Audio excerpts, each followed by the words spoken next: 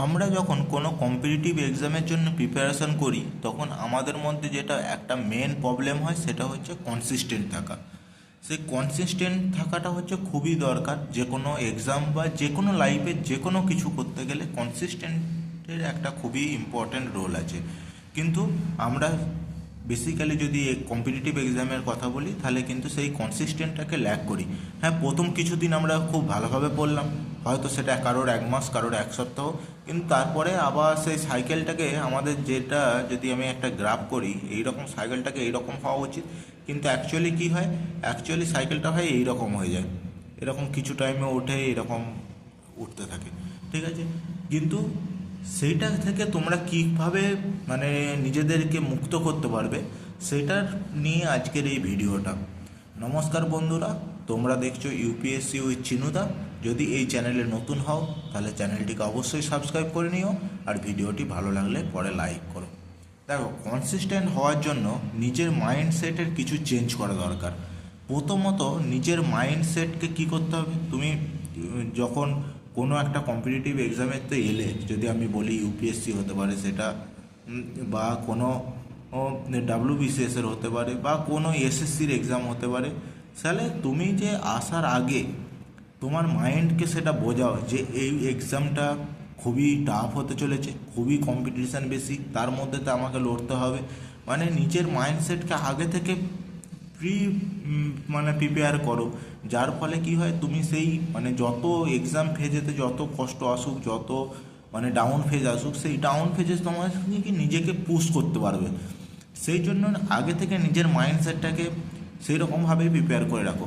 যদি আমি বলি ইউপিএসসির ক্ষেত্রে, তুমি ইউপিএসসির ক্ষেত্রে এইভাবে এসো না যে ওই রিলস দেখে, গাড়ি দেখে, লালবাতি দেখে এইসব দিকে এলে কিন্তু তোমার মাইন্ডসেট কী হবে, তোমার মাইন্ডসেট সেই সুখী মাইন্ডসেট হবে। তোমার মাইন্ডসেট কিন্তু এটা হবে না, ঠিক হবে না যে ইউপিএসসি প্রিপারেশনের ফেজেতে কত তোমাকে মানে টাফ ফেস করতে হবে, সেইটার জন্য তোমার কিন্তু মাইন্ড প্রিপেয়ার থাকবে না। সেই জন্য আমি বলবো যেটা ওর্স সিচুয়েশন, সেইটার জন্য তোমার মাইন্ডকে বলো, মাইন্ডকে সেইটার জন্য প্রিপেয়ার করো। তার ফলে কি হয়, তুমি যে কোনো রকম সিচুয়েশনকে তুমি ফ্রিলি হ্যান্ডেল করতে পারবে। মাইন্ডসেটের একটা বিশাল রোল আছে, যদি তোমার মাইন্ডসেট ঠিক থাকে তুমি তাহলে ওই লো ফেজেতে তোমাকে পুশ করে তুলতে পারবে। হলো, এবারে দ্বিতীয় নম্বর হচ্ছে যে ইউপিএসসি একটা ম্যারাথন, ইউপিএসসি বলো বা ডাব্লিউবিসিএসসি বলো, ম্যারাথন একটা। তাহলে তোমার কি হচ্ছে, এটা যে একদিন তুমি 16 ঘন্টা পড়ে নিলে তারপরের দিন আপনার আর পড়লেই না, সেটা কিন্তু হবে না।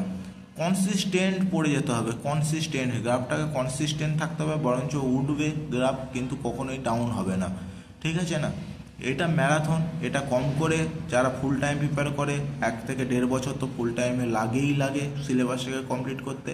তো সেই রকমভাবে তোমাকে প্রিপেয়ার করতে হবে। তোমার প্রতিদিন বেশি পড়ার দরকার নেই, প্রতিদিন 8 ঘন্টা পড়ো, 8 ঘন্টা ভালো রকমভাবে পড়ো, সেটা মোর দ্যান এনাফ। আর কোনো মানে বেশি এক্সপেকটেশন, বেশি পড়তে হবে এমন কোনো ব্যাপার নয়, কিন্তু এই যে 8 ঘন্টা, প্রতিদিন 8 ঘন্টা পড়তে হবে, সেটা যেন তোমার মনে থাকে।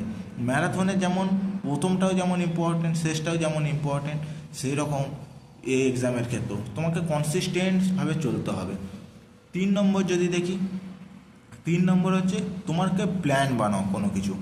মানে মনে করো তুমি মান্থলি প্ল্যান বানাতে পারো, বা উইকলি প্ল্যান বানাতে পারো। মান্থলি হতে পারে, উইকলি হতে পারে, বা ডেলি হতে পারে। এই রকম প্ল্যান বানাও, প্ল্যানের সঙ্গে সঙ্গে চেকশিট বানাও যে আমার এই প্ল্যানটা আজকে বানিয়েছিলাম এই পলিটির ফান্ডামেন্টাল রাইট চ্যাপ্টার, তো এই চ্যাপ্টারটা কি আদৌ হয়েছে। যদি আদৌ না হয়, পাশে একটা রিমার্কসের জায়গা রাখো, রিমার্কসের জায়গা রেখে সেটাকে কী করো, কেন হয়নি সেই কারণটাও লিখে রাখো। তাহলে কি হবে, তোমার এটা মানে মনে হবে, যদি যদি ফালতু কারণ হয় তাহলে তুমি সেটাকে অ্যাভয়েড করার চেষ্টা করবে, এটাকে করো। আর যেইগুলো তোমার বাকি রয়ে গেল সেইগুলোকে চেষ্টা করো উইকেন্ডে একটা গ্যাপ রেখে সেটাকে কমপ্লিট করার। কারণ হচ্ছে যেটা গ্যাপ থেকে যাবে সেটা যদি কমপ্লিট না করো সেটা পুরোপুরি গ্যাপই থেকে যাবে, ঠিক আছে না।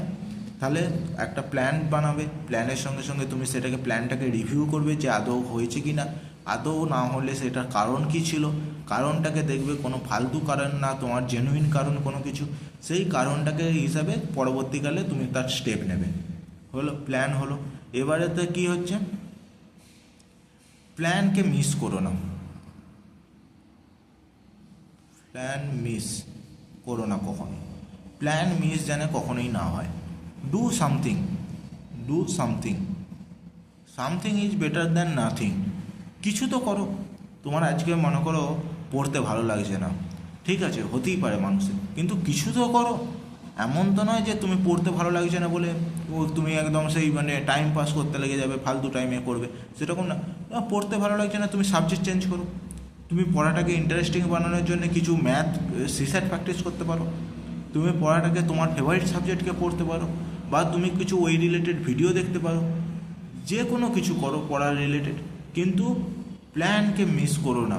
কিছু তো করো, কিছু করো, কারণ আলটিমেটলি তুমি যদি মনে করো একদিন কি হবে, এটার মেন এফেক্ট কোথায় হয়, তুমি একদিন প্ল্যানকে মিস করলে, যখন দুদিনের প্ল্যান বানালে, দুদিনের পর একদিন মিস করলে, কিন্তু এই দুদিনের পর একদিন মিস করার পরে যে আসবে, এই যে দিনগুলো আসবে, সেইগুলোকে তোমার কিন্তু আর পড়তে ভালো লাগবে না।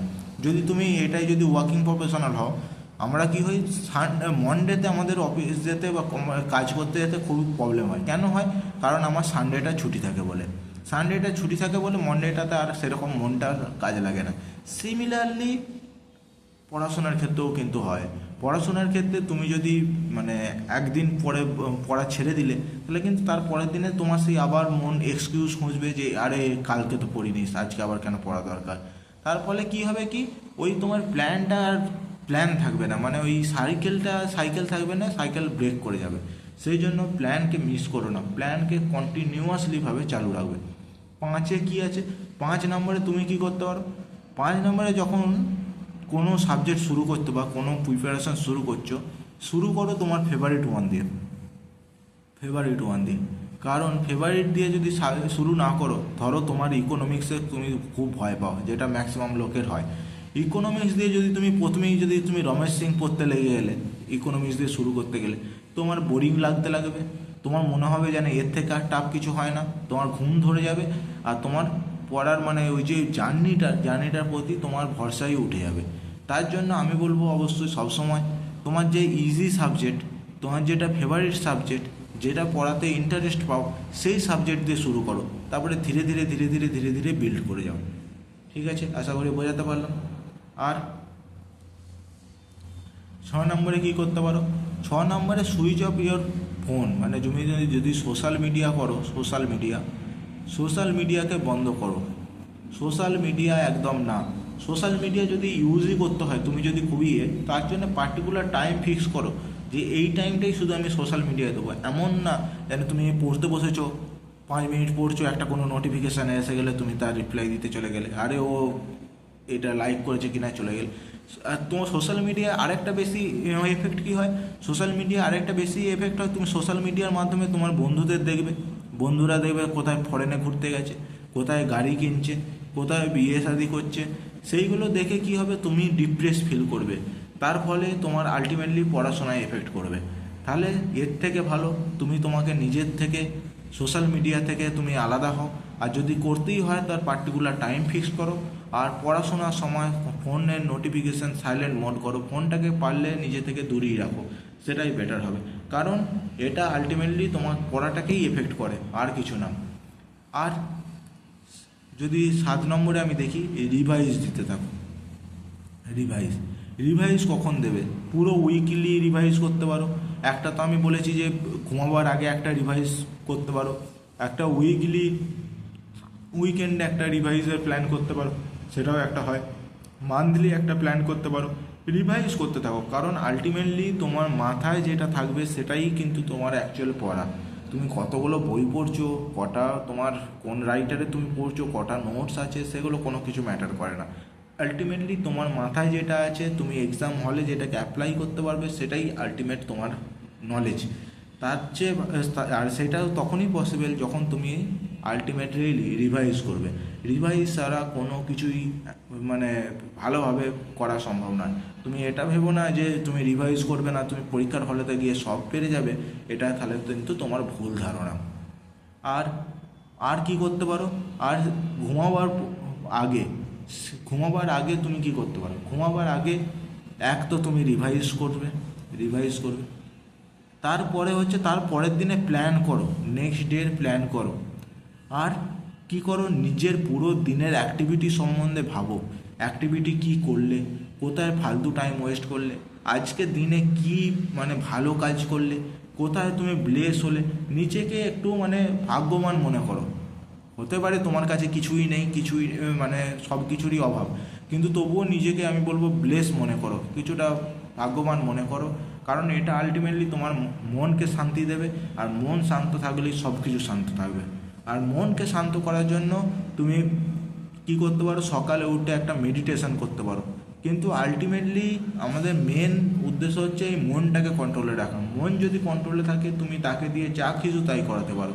আর মন কন্ট্রোলে না থাকলে তুমি কোনো কিছুই করতে পারবে না। তার জন্য তুমি মেডিটেশন প্র্যাকটিস করতে পারো, বা নিজের একটু এক্সারসাইজ করলে, খেলাধুলা করলে, এইগুলো করলে কী হয়, শরীর ঠিক থাকলো, মনও ফ্রি থাকলো, আর তোমার এটা আলটিমেটলি পড়াশোনাতেও হেল্প করলো।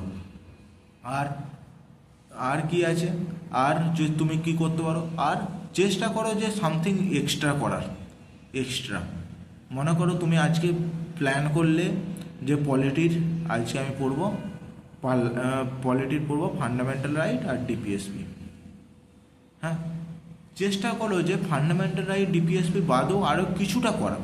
এমন না যে বলছি না ফান্ডামেন্টাল রাইট ডিপিএসপি করো তারপরে তুমি পুরো পার্লামেন্ট চ্যাপ্টারটাই পড়ে নাও, এটা করার দরকার নেই। হ্যাঁ, তুমি ডিপিএসপির পরে তো তুমি ফান্ডামেন্টাল ডিউটিটা তো অন্তত করতে পারো। মানে যদি 5 পেজ প্ল্যান করো, তাহলে তুমি চেষ্টা করো যেন 5 পেজের বেশি হয়।